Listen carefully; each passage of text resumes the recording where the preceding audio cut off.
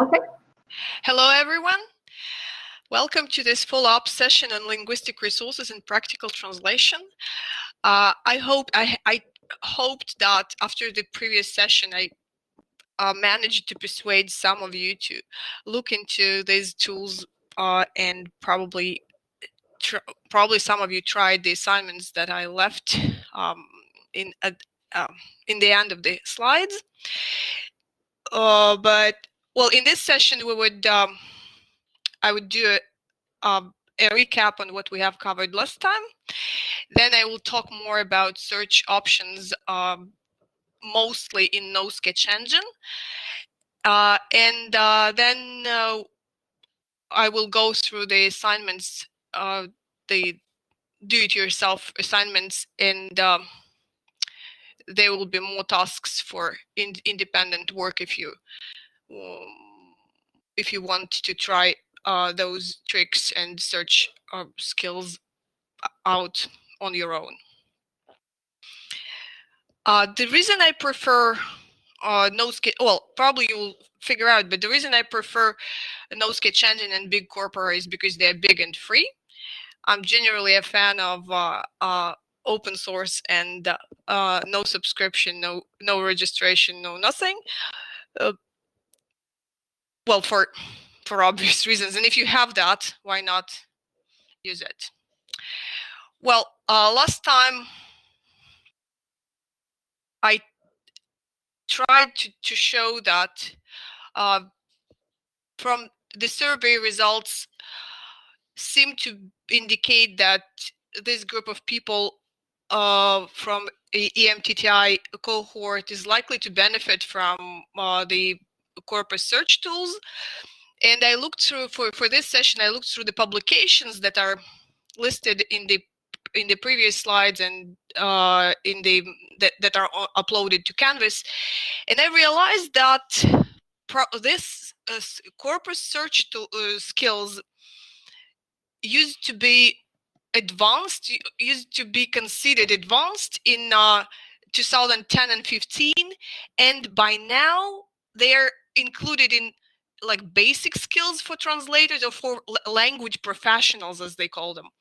So something advanced skills of 5 years ago today are considered in the papers, are considered like basic skills. That's an interesting flip, I think, but natural, right? Then I tried to show that translation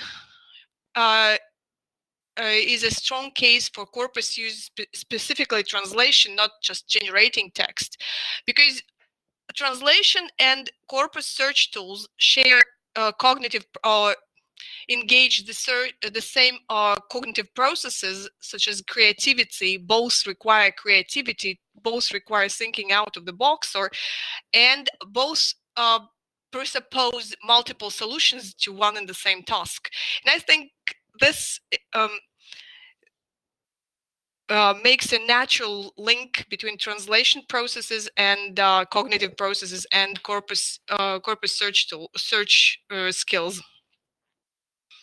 Then corpora, or using corpora during translation, addresses the most frequent lexical frequent errors, translation errors that are made in translations. And it's not only findings from my own research, but it's also reported by other people that most frequent errors in translation are lexical errors, errors of lexical choice and lexical combinability.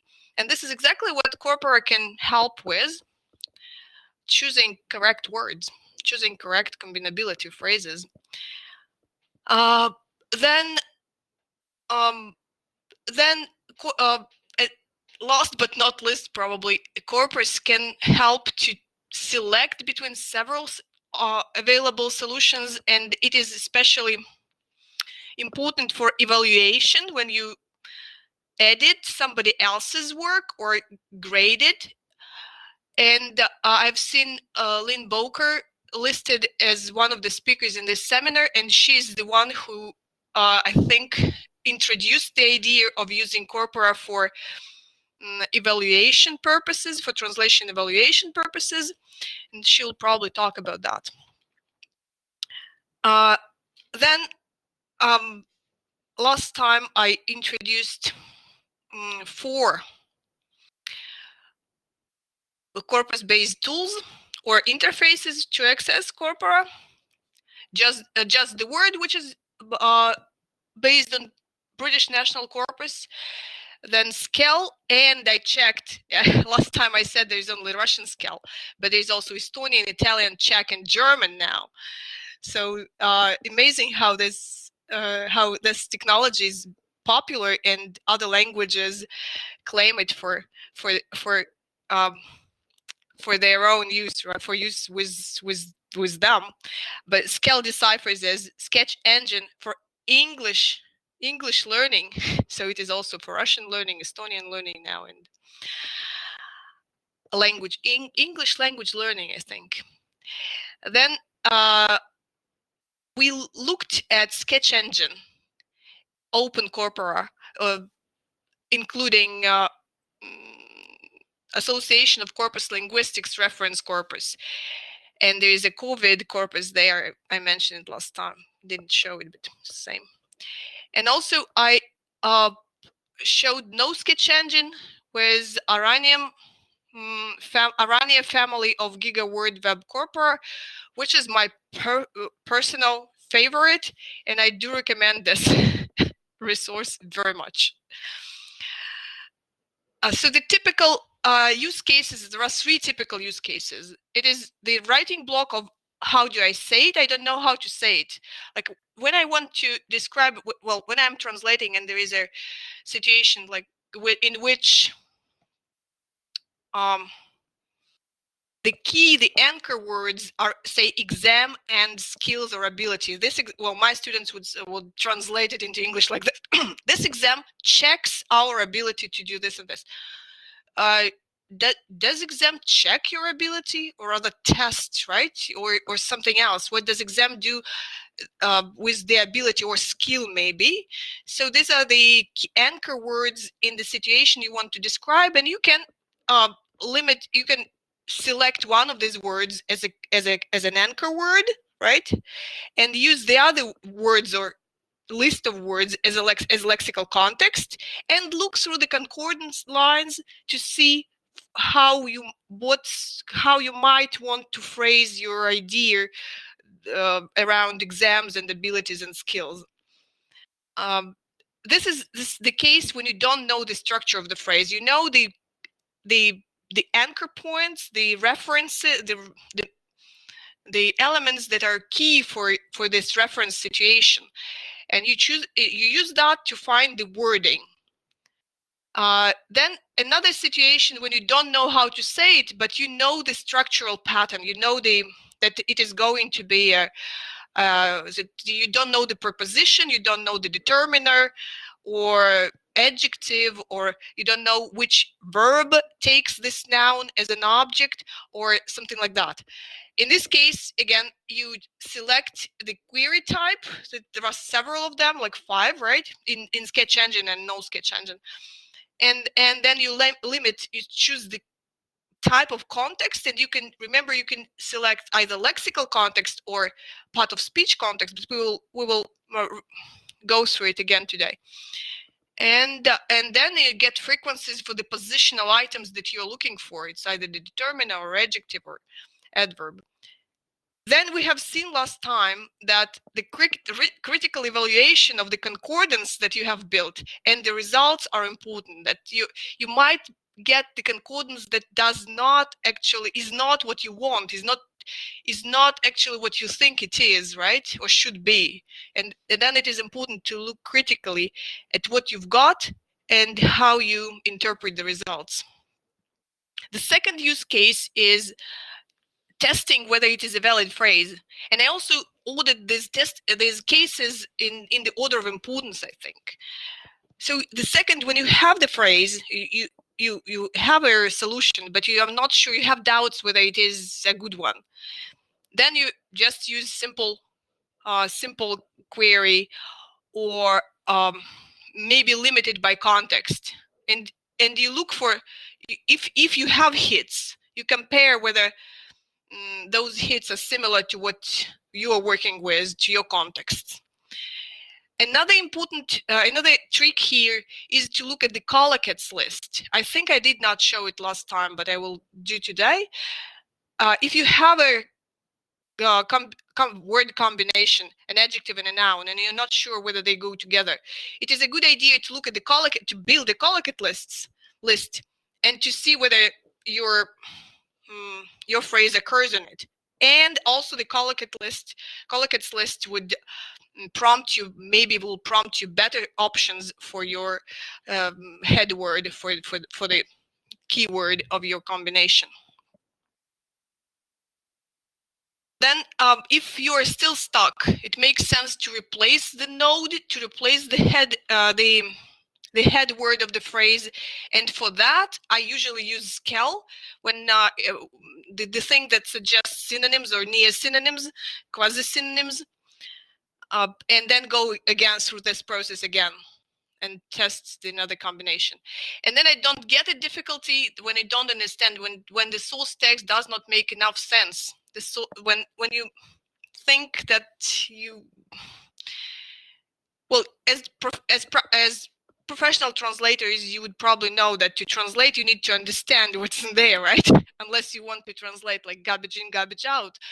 But and sometimes that happens, you have to do that, right? Because if the source text doesn't make sense with all your diligence. But this enough sense to translate is important. And then you again look through the contexts, and that can give you insights into what's meant. Now,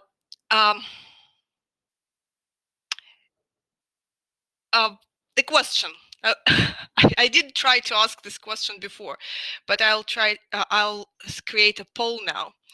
The question is whether you have registered over these 3 days or 2 days or 1 day in between the sessions, whether you have registered for GigaWord Arania Corpora or not.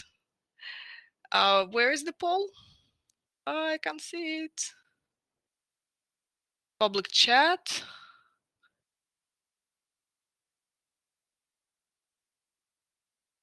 The plus button. Oh, yeah, sorry. Yes. Start a poll, right. Yes, no. Have you registered for No Sketch Engine GigaWord Arania? No, nobody did. That's a tragedy. Well, I was not persuasive enough. All right. Okay. And yeah, and it is a very, very hard question. I do not ask whether you plan to, but I ask whether you did.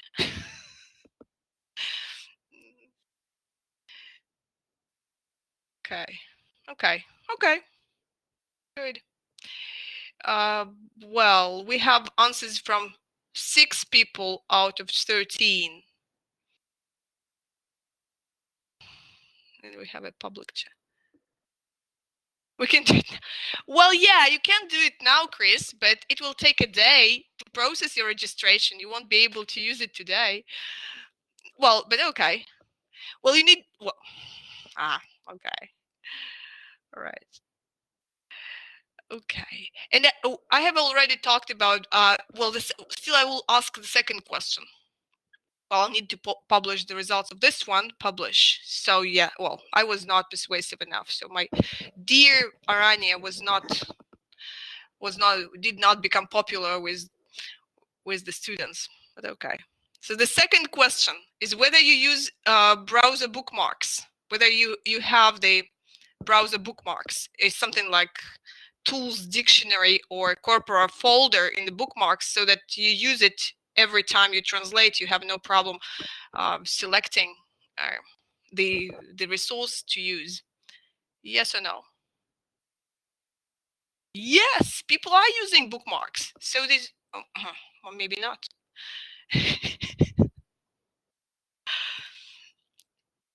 So it is easy to add that, to add sketch engine or Scale or just the word or Arania. to the bookmarks and use it on a daily basis. Well, okay, no, people are not using that.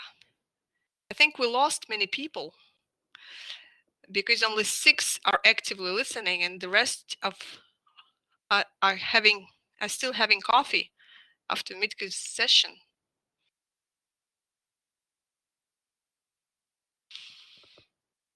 Okay.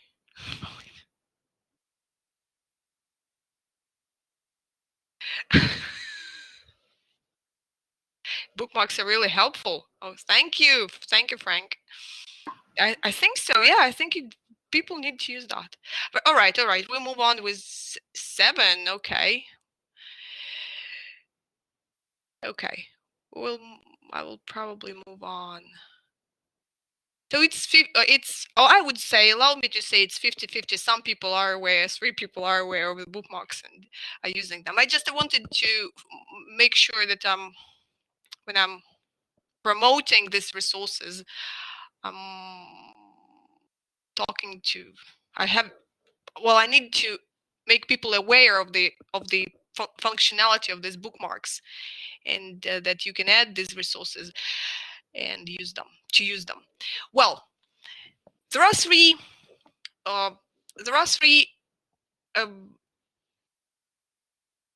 strategies of search other than simple search that we have seen last time. It is wildcard search, regular expressions, and corpus query language. My personal experience is that regular expressions and corpus query language in most of the day-to-day use is overkill. But just to demonstrate what it is, we would try. Well, you're probably familiar with wildcard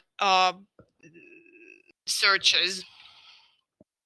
It is using an asterisk for the rest of the word, and it works in no sketch engine simple query. So if you go to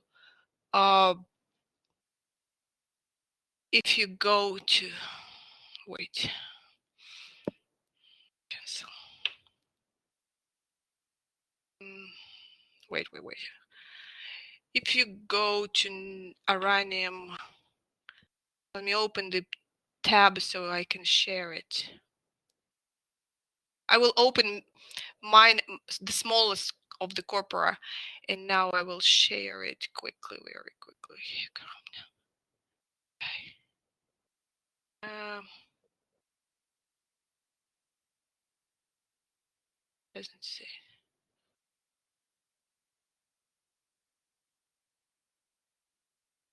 Okay. So wildcard works in this simple query tool, in the simple query field. I remember, and it is good for cases when you don't remember part of the word. Like I honestly cannot remember how do you call the lifestyle when you do not move around too much, the one that we have now. Like it is sedentary, sedi something lifestyle, right? And oops, there's something. Well, lifestyle, SEDI lifestyle. Why it? Well, because I wanted SEDI or to the right. So, but in using this tool, it is important not to mix up right and left, which many people tend to do. Right. So lifestyle SEDI should work. Oh no, it wouldn't work. I know it wouldn't work because it is a small corpus, right? In the small corpus, it does not. It has 0 results. But if you go for gigaword, say, where is the gigaword here? Gigaword, 11 billion words, 11 billion of English words published on the web. That is lifestyle. What is my what is the word I'm missing?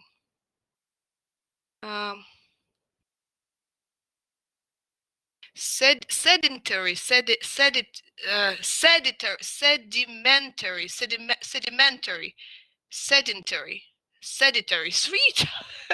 So it looks like I have to go to the dictionary to understand which one I want out of 3 options: sedentary, sedentary, right? So this is wild card. Or last time I was struggling with well, when I was referring to War and Peace, I was not sure how to say voluminous book, right? Big book, volume. And in the other fields, in the lemma, phrase, word form field, wildcard search does not work, but what they use is regular expressions. And in regular expressions, you use not just the asterisk, but a dot asterisk. Dot stands for any character, and asterisk stands for changes the meaning and stands for repeat zero or more times, right? Or not one or more times. Repeat one or more times. So volume, right? But you need a dot here. That would be part of the regular expressions, and it would be an adjective, right? And yeah, I need a book here. So book. Hopefully it works. It will work. The wildcard search is used in the simple query tool, and in the rest of the fields you use dot asterisk combination for this type of searches. Well, again, probably would not wait for the results. Voluminous, right? The correct answer is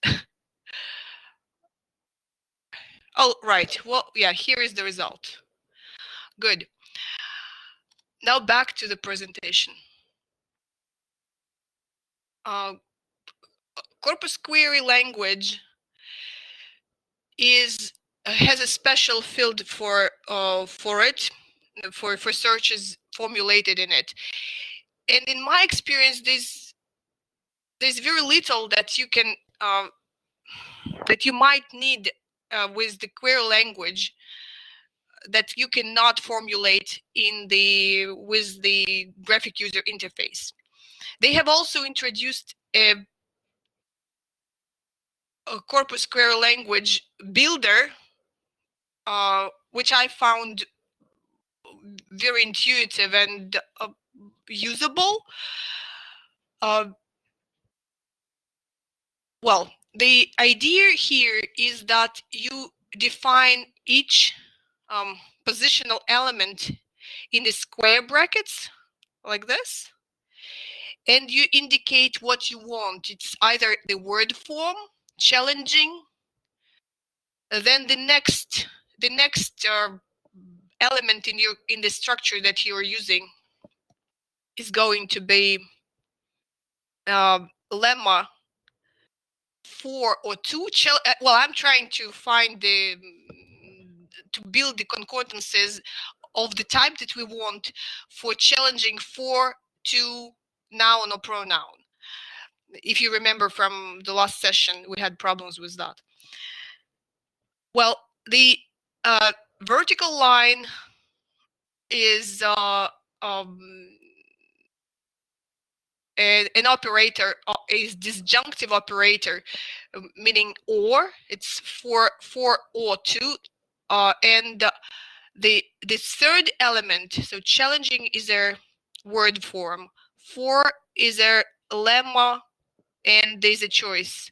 And the third element in this structure is defined by only a tag, noun or a pronoun or a personal pronoun, right? And here I'm using regular expression, the same regular expression of dot and asterisk to indicate, not to specify which nouns I'm looking for, nouns in plural, nouns in singular, or personal nouns. So I'm masking part of the tag. Well, if we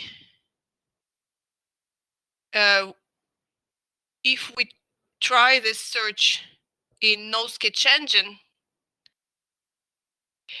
it will well, I probably should do that, right? It will return. Oh, let's see. Let's try and build it. Build this query with the builder. Okay, share. So we go back. Corpus query tool. Builder. Okay. Token. The first token is word, right? It is word, and oh, it will take time, right? And it is challenging. Oops, why doesn't it? Word does not add word.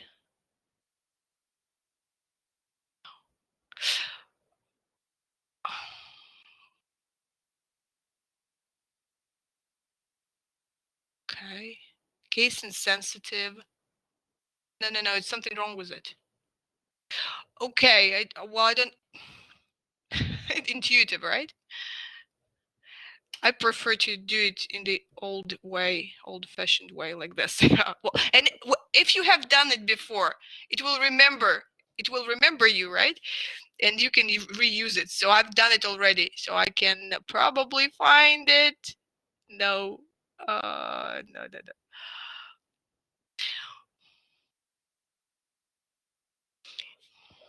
Mm.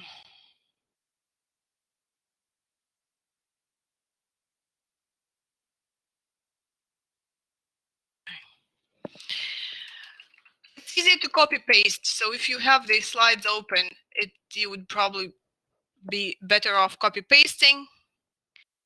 I don't, you know what? I don't want to do that. But if you believe me, if you if you copy paste it, you would have the concordance. And here is an important thing: you would have a concordance that you cannot sort for 4 and 2. It would stop sharing. SQL returns a multi-word node, so it would have the whole three-word phrase highlighted as one piece, as one chunk, and you would not be able to sort inside it. But you can do the same. You can achieve the same by using the actual graphic user interface. This is how. Now, we are using for, remember, I hope I would remember correctly, right? I need a prompt here. So we are using challenging as in a simple query, right here. Challenging. Then challenging for. So it is the first item to the right, and it is either 4 or 2, right? Right. And then the third element to the right, would be we wanted a noun or a pronoun. Is that correct? And it's important that you choose here any or not, or any of it, right? Or not all of it, any of it.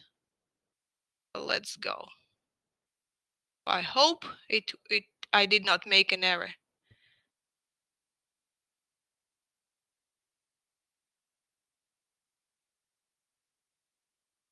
And this would return a searchable, a sortable, like a filterable concordance with only challenging as the node and 2 and 4, and the next item in italics, meaning that you can sort by it.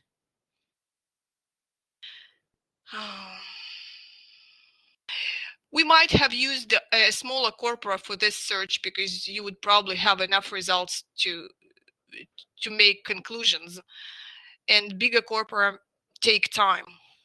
We are now processing 11 billion English words. That's a lot, right? And for this search, it's probably it's unnecessary, an unnecessary load. Okay. Well, I would move on, or else I won't be able to. Maybe it would finish. No.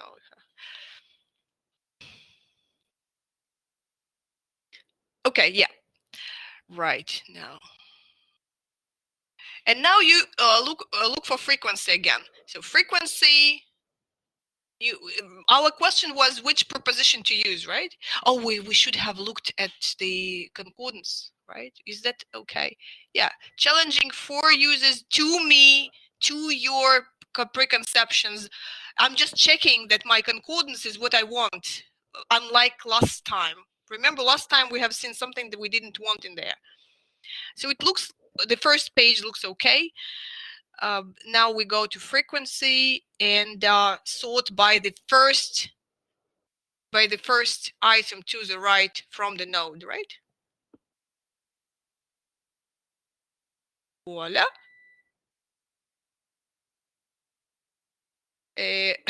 Well, it's a big corpus. Should have used smaller one.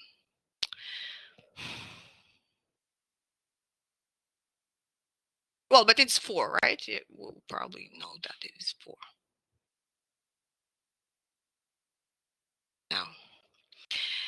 Now, so instead of this CQL expression that is difficult to, for me, it is challenging to type it off the top of my head. You can still use the flexible graphic user interface for pretty much everything you need in your daily life. Well, tasks that were there for practice. We have like 15 minutes to go till the end of the session. So probably, if maybe you have any still sedimentary rocks, right? Yeah, sedimentary rocks.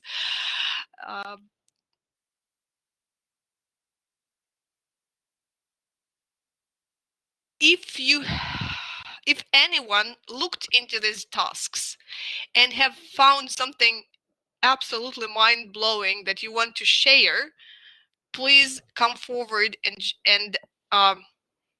share it with us. Meanwhile, while you're thinking of what's so mind-blowing was there while you were doing this, going through this task yesterday at night, I would share my results. I understand that many of the tasks were not very insightful in terms of how much you learn about the language, but they are there to practice. For example, this what can ring, right? So if you try and answer and there's also a condition that you should exclude phone and telephone as typical subjects of ring, because understandably they will dominate the concordances. What you can get from different tools given this simple search. I tried all 4 of them, and this is what you get. In BNC seems to be very clean in terms of there is little noise. The output is not noisy at all, but you cannot exclude phone and telephone. You have to you have to have it in the output, but you can also see that mostly bells ring, and shots and gunshots ring, voices ring, and words ring, right? But that's all. That's all you get from BNC. Then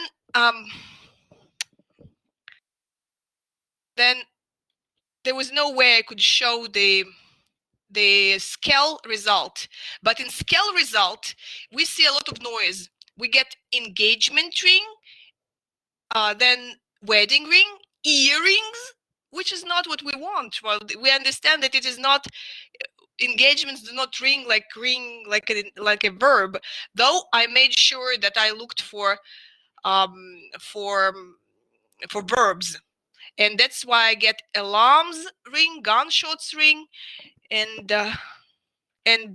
phones and bells and telephones and doorbells that you would expect. Then I looked at Brown, and Brown returned, it is only 1 million words, and it returned only phone, telephone, and bells. And anecdotal evidence about chords. This chord does this chord rings something to me, right? Like this sort of context that is to be expected. And the three below are also not good results, because it is wrong pass. And Iranium returns, understandably returns a lot of, it's 11 gigawords, right? Not 14. It returns a lot of useful results, including my ears are ringing. And this is exactly what I was looking for. My ears are ringing. This is an unusual array, or not so frequent combination. And this is what you might be looking for, right? Well, but it has also engagement ring, wedding ring, laughter rings, and it has a lot of examples of this. You can click on the numbers here, or on P here, and positive filter here, and get the concordances for this collocations. So from a bigger corpus, I'm trying to make a point here. From a bigger corpus, you get results that are more interesting. So register for Iranium. Then, well, I might want to show how to get this result from Iranium again. For this, you need to build a concordance for ring. Then you go to pause filter, and then to frequency list. Then you build a frequency list. I will take 3 minutes to demonstrate that, because I think this is one of the most important skills that are really useful. Well, we are. I will choose a smaller corpus, not to wait for long. Oops. Okay. Ring should return. Well, let's consider. Let's use one. It's Asian, right? The global English. 1 billion words. Well, how do you do that? Ring. Of course, you're losing a lot of contexts where the subject of ring does not occur immediately before it, but you can afford that with this amount of data. Ring, unless you suspect that many of the contexts would have something between the subject and ring. Like, it is difficult to get to claim that you have all the passives when you go for to be in the third form of the verb, because in very many cases you would have something in between, right? You wouldn't be safe with a simple query like this. Lemma ring, so it is a verb lemma, and well, it's just a simple concordance. And then you filter it. You filter it first. You filter it you filter it so that you have the first the first word to the left tagged as a noun, right? This is what you want. And the query types. And here again, it looks like you have to provide a lemma, but you don't have a lemma. You need all nouns in this position. You need all nouns in this position. You use regular expression. Oops, I guess. Filter concordance. Hopefully, I haven't made an error. And it will work. And it will return it. It will, yeah, well, tree, bell, bells, pressuring. A pressuring is something else, right? The phone ring. Oh, we should have excluded, sorry, we should have excluded phones and telephones at the previous stage. You can, I forgot, sorry. But you could have done that, right? You can choose none, you can provide a list and choose none of these, unlike the other simpler tools. Now you need frequency. And now it is a simple frequency list for this position. Make frequency.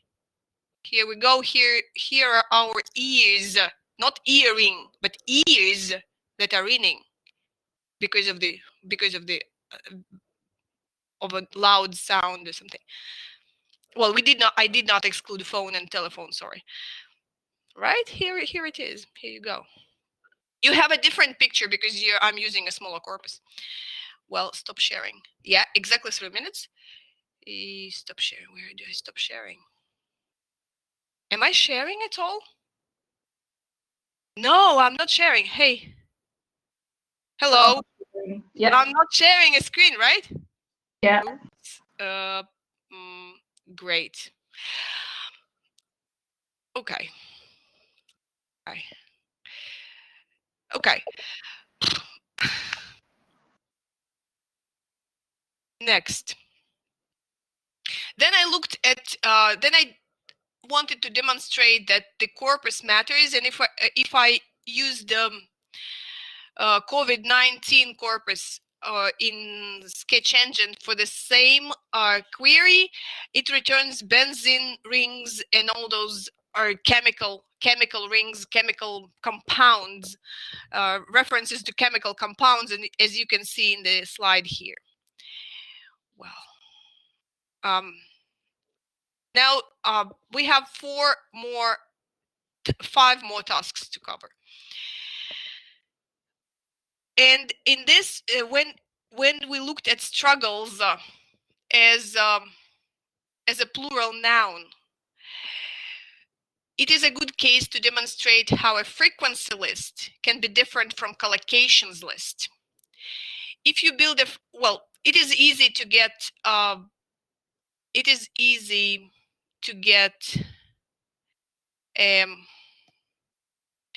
a frequency list like this. This is the frequency list that I was referring to just 5 minutes ago, and you did not see it. Well, and now we are back to yeah, here. So struggle, you can use word form struggles, and you look for it as a noun. So it would be a plural noun that you are looking for. And then you build a concordance and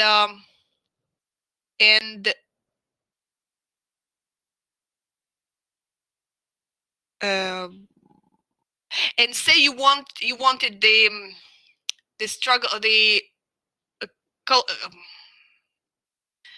most frequent word that occurs before struggles. Which struggles, right? You would get function words: this struggles, her struggles, their struggles, real struggles, something like that.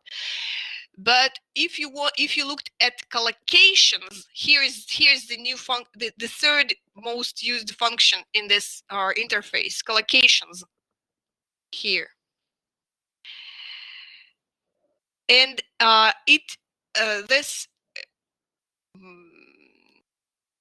selector allows you to choose for which position or for which range you want the collocates, which range you want to consider for building a collocates list, and say I wanted the collocates that occur in the first position only, -1 position. This is -1 is 1 to the left.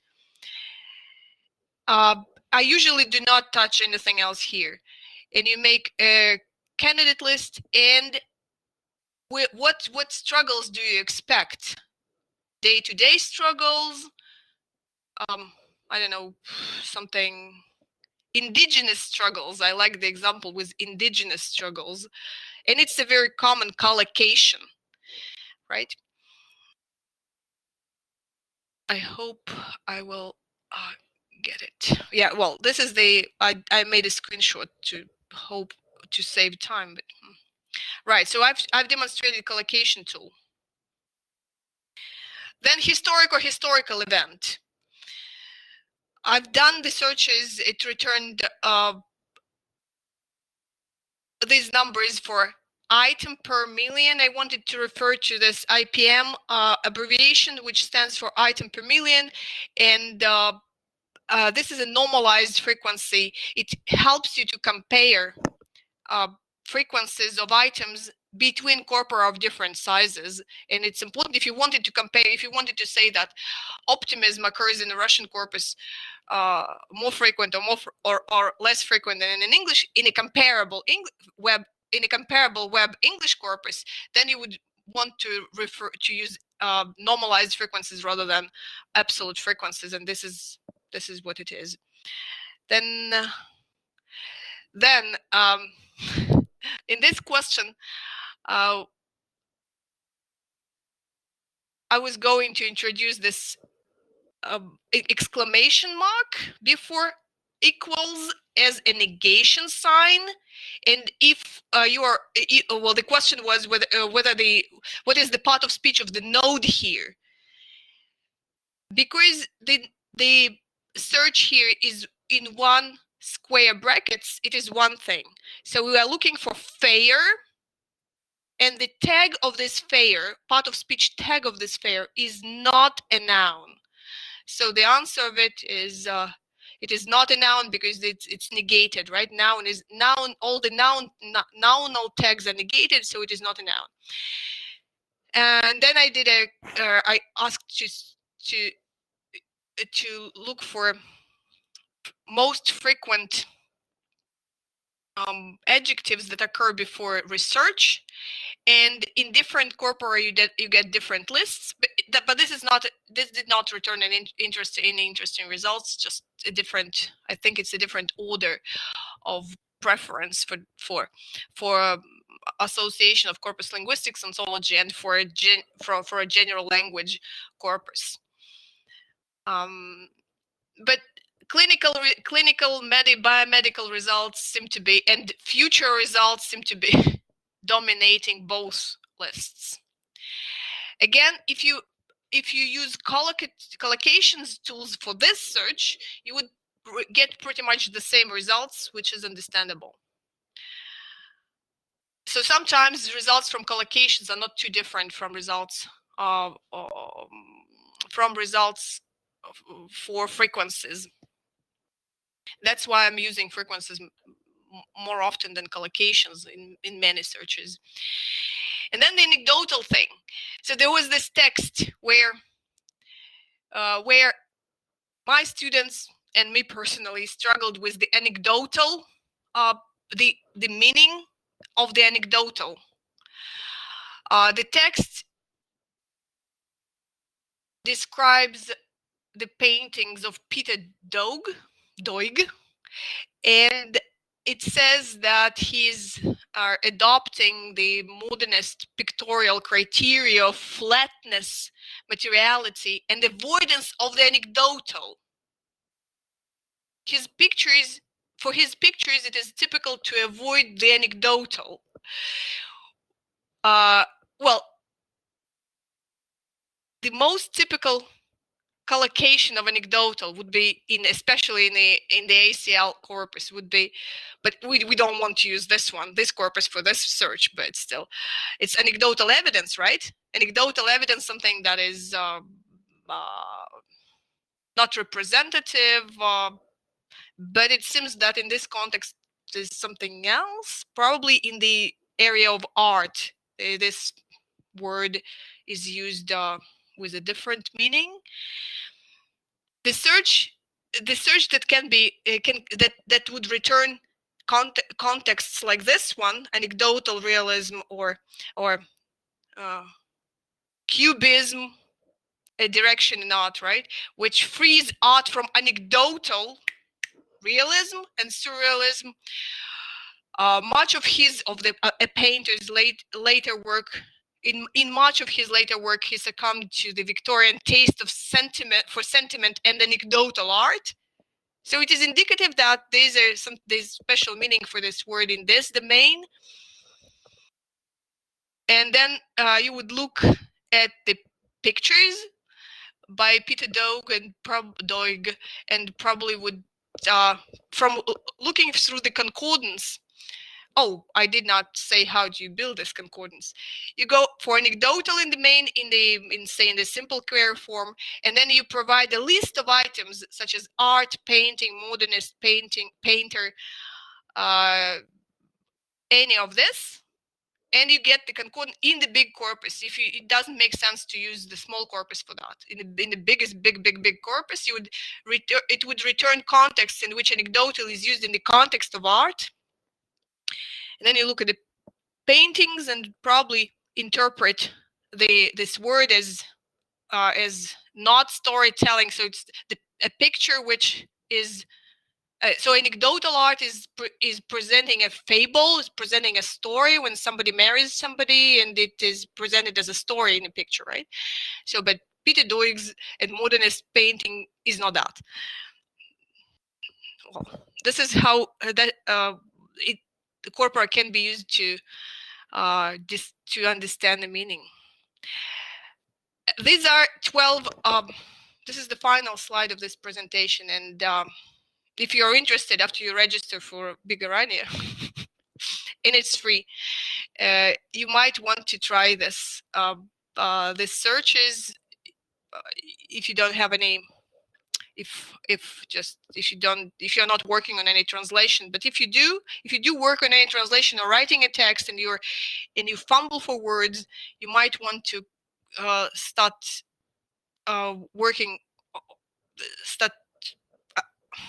building up this query skills using your own examples and your own in your own situations. Thank you. That would be all in this session.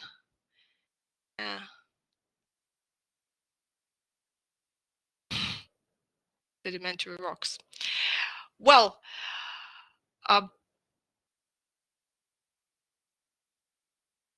I don't know. How do you, Sarah, help me out? So, thank you, Maria. Thank you very much for your lecture. So do we have any questions from the students? Let's just first clear that up. Guys, any questions, any comments, anything? I have a feeling that they're overwhelmed from the previous session. They were shown something even more interesting and entertaining than corpora.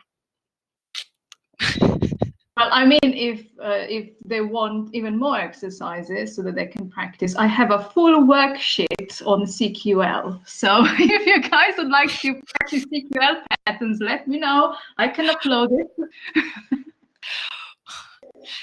My aspiration in these two sessions was to demonstrate very simple, not scary things that actually can be used in real life without remembering these regular expressions or exclamation mark for negation. You don't need, actually don't need that, right? In the interface, you have all you need for simple searches. We are not talking about lexicographic work at all. We are talking about simple combinations, simple contexts, like exam in the context of skills, or anecdotal in the context of arts. You don't need CQL for that, right? You don't need CQL, and I think even lexicographers, you'd be surprised, they don't use CQL. When you use the sketch engine, you use the full sketch engine, and one thing we normally use word sketches, because they basically sort out collocates according to the grammatical structure or grammatical relation to the word in question. So in that case, you have a full window into the way a word behaves. But yeah, I see that some people are interested in the CQL worksheet, and that's fine. I have it on my laptop. I can upload it later on together with the key. Sarah, do you find SCAL useful? I mean, it is the same thing, right? But you are limited by the corpus that is there, right? So this is my problem with SCAL, because I think it depends on the type of user you are. If you just need something basic, if you just want to check the use of a word in context with a slightly larger corpus than the BNC, that's fine, because I don't know if you know this, but SCAL actually includes the whole BNC plus additional texts. So what you're getting is a slightly larger corpus and a tool with basic functionalities, such as obviously the concordance and a few other things. You don't get the same advanced tools and features as you do with the full sketch engine. So I think if you're maybe a learner, if you're maybe an English teacher, SCAL is suitable, especially because it's actually been built for language teaching. If you want to use it for something a bit more complex, I think you probably need more variety in the type of corpora you need and the type of features. But yeah, I think it's useful. It's free. That's what we like. Well, I tried Russian sketch engine, SCAL, sorry, Russian SCAL, and it is not. It is very noisy, and it is not because of the corpus behind it, but it is because it is less. Russian is less positionally fixed, right? And you need sketch grammar that is has more exceptions, has more rules in it, and this doesn't. Well, for me, it does. I have it in my bookmarks, but I never ever use it because it returns noisy results. Yeah, but I think it's not, like you said, it's not SCAL. It has to do with the way or how good some of the NLP processing tools are. Yeah. How good your tokenizer, your lemmatizer, your POS taggers are. I worked on morphologically rich languages, Slavic languages as well, and it takes a lot of time, effort, manual annotation to be able to develop really good parsers and taggers, because you normally have, because of data sparseness, you usually have, first of all, you have really rich text sets. So this means that you have to manually annotate a larger gold standard corpus, a training corpus, to be able to develop a really good parser and tagger. So that takes a lot of time, effort, money, European funding possibly. And then when you have it, because I think that the word order thing is not as problematic if you have a large manually annotated corpus, because there are different markers for cases that help you find, let's say, the object or the subject, and therefore generate a word sketch with more confidence, if that makes sense. But it requires more sophisticated rules. So sketch grammar would be more complicated if it is not positionally so predefined as English, right? If the word order is and the more important question is whether they use parsing in there. So I was wondering whether sketch engine technology uses parsing, dependency parsing. Do you know of that? It would be useful. I know that some of the corpora are parsed. And again, I don't know what the state of the art is with Russian, but I worked on Slovenian, and if you look at the POS tags, they're extremely detailed. So you've got really, really long tags, and even like one of the grammatical features within that tag can already tell you if it's let's say, an object in the dative. So it's easy to define a syntactic pattern if you have that kind of information, because you don't necessarily information. Yeah, morphosyntax, basically, that's what it is. So if you have that kind of information, if the annotation is rich enough, you can easily define a pattern for the sketch grammar. Yeah, but sketch grammar is, by definition, is not based on parsing, right? On past text. It is based on like part of speech or morphosyntactic tags that would include very detailed classes and subclasses and subcategories of subcategories, but it does not link a dependent element to its head like a universal dependency parser would do, for example. Yeah, that's true. I've not really been involved in that part of the project, I have to admit. But my experience working with a Slavic language, and a lot of work has been done on Slovenian so far, was that, interestingly enough, because the morphosyntactic annotation was so detailed, our syntactic parsers, when we developed that part, were much more successful, and the errors were not as visible, as noticeable. I think that the accuracy was much higher compared to, let's say, English parsers. So I wonder how much students are interested in this discussion. Yeah, sorry. It's complicated. But thank you for talking. And does anyone want to say something, or shall we call it a day for today? Yeah, I also uploaded a chapter. If you guys are interested in the full sketch engine and would like to learn how to use the term extraction tool, word sketches, please have a look. We published that, I think, 2 years ago, and it's got nice Slovenian examples as well. But it's all from a translator's point of view. So have a look if you want to learn that, and I will upload the CQL thingy. Okay, any other questions? Oh, Maria? Not for me. Other questions? Well, I think we need to stop this flood of questions already. Yes, overwhelming. Oh my God. Yeah. Well, that's too much for me to handle. Okay, I'll pause the recording. Yeah, thank you.